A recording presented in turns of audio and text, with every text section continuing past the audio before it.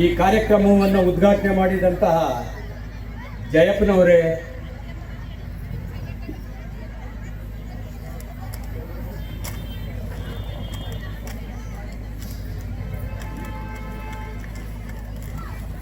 ನನ್ನ ಮಿತ್ರರಾದಂತಹ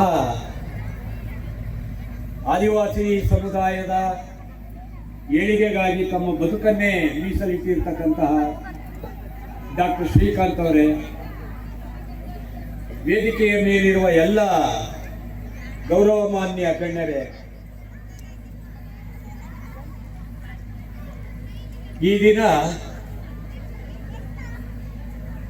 ಹೈಸ್ಕೂಲ್ ಮಕ್ಕಳ ಬದುಕಿನಲ್ಲಿ, ಅದರಲ್ಲೂ SSLC ಮಕ್ಕಳ ಬದುಕಿನಲ್ಲಿ ಒಂದು ಮಹತ್ವದ ದಿನ.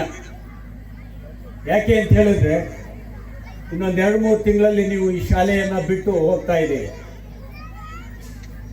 SSLC ಮಕ್ಕಳು ನೀವು ಹೋಗ್ತಕ್ಕಂತಹ ಸಂದರ್ಭದಲ್ಲಿ ಈ ಶಾಲೆಯಿಂದ ಏನು ಪಡ್ಕೊಂಡು ಹೋಗ್ತಾ ಇದ್ದೀರಿ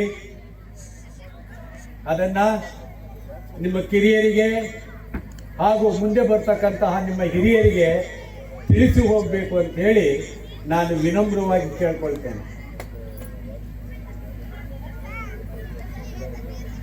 ಯಾತಕ್ಕೆ ಅಂತ ಹೇಳಿದ್ರೆ, ನೀವು ಒಂದು ವಿಷಯವನ್ನ ದಯಮಾಡಿ ಅರ್ಥ ಮಾಡ್ಕೊಳ್ಬೇಕು. ಅದು ಏನು ಅಂತ ಹೇಳಿದ್ರೆ,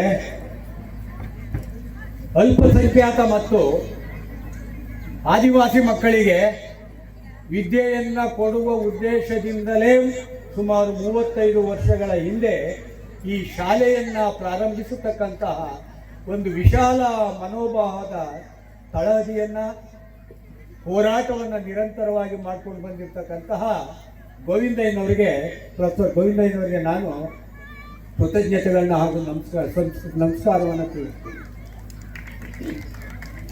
ಯಾಕೆ